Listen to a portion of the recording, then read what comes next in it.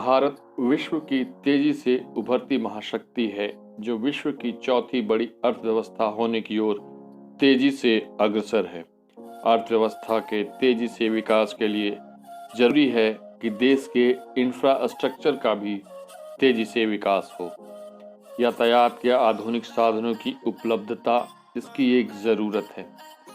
इन्हीं ज़रूरतों को ध्यान में रखते हुए देश में हाई स्पीड ट्रेन या बुलेट ट्रेन परियोजनाओं का प्रारंभ किया गया है। ये परियोजनाएं न सिर्फ यातायात को सुलभ और तेज बनाएंगी, बल्कि इन क्षेत्रों के आर्थिक गतिविधियों जैसे उद्योग, व्यापार, रोजगार इत्यादि को भी तेजी से विकसित करने के लिए एक उत्प्रेरक का कार्य करेंगी। यह परियोजना पर्यावरण के लिए भी अनुकूल होगी। भारत में high speed rail project national high speed rail corporation limited NHSRCL, जो रेल मंत्रालय का एक उपक्रम है, के द्वारा बनाया जा रहा है। दोस्तों, बुलेट ट्रेन क्या है और इसे किस कारण से बुलेट ट्रेन कहा जाता है, इसके बारे में एक छोटी सी जानकारी दे दूं आपको। जापान की शिनकानसेन हाई स्पीड ट्रेन को उसकी संरचना तथा गति के कारण बुलेट ट्रेन कहा जाता है। सामान्यतः 250 किलोमीटर प्रति घंटा से अधिक गति से चलने वाली ट्रेनों को बुलेट ट्रेन की श्रेणी में रखा जाता है।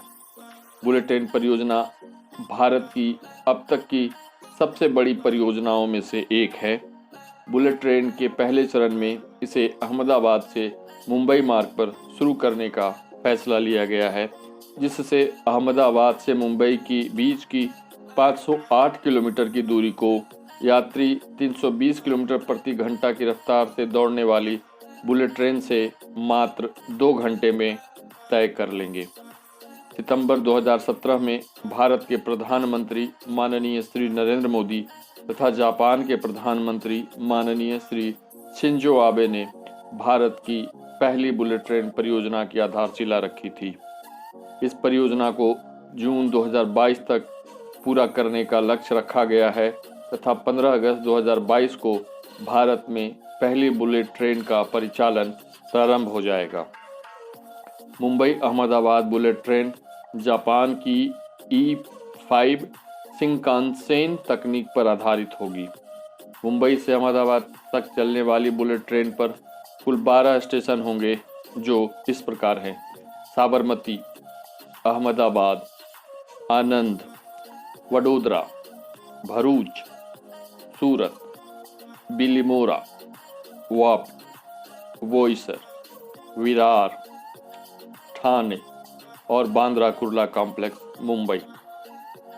इस परियोजना के अधीन सभी क्षेत्रों में विकासशील कार्य होंगे, जिससे न केवल औद्योगिक विकास के नए अवसर पैदा होंगे, बल्कि यह परियोजना इन क्षेत्रों में शैक्षिक एवं रोजगार, पर्यटन व बुनियादी सुविधाओं को ढांचे को भी बेहतर बनाने में कारगर साबित होगी।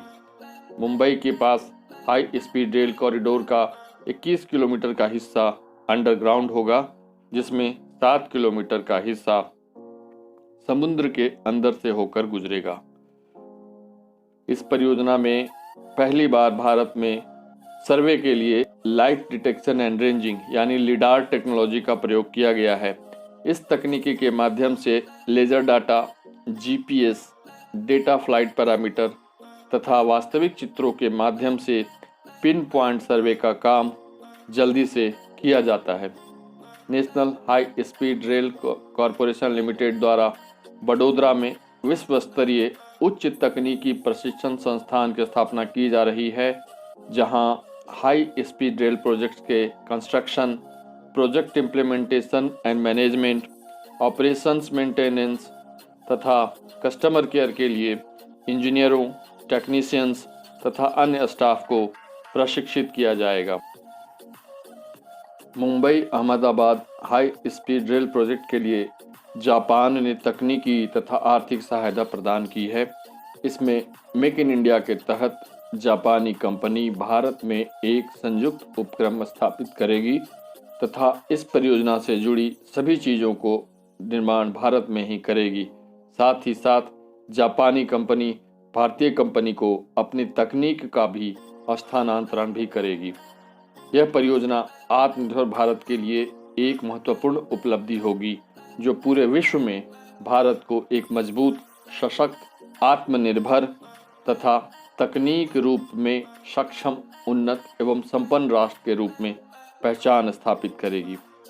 मुंबई अहमदाबाद के अलावा 7 अन्य रूट पर भी बुलेट ट्रेन चलाने की योजना को केंद्र सरकार ने हरी झंडी दे दी है, जिनकी चर्चा मैं अपने आने वाले वीडियो में करूंगा। दोस्तों, आज की मुलाकात यहीं समाप्त करते हैं। फिर मिलते हैं आप सबों से एक नए वीडियो में। धन्यवाद।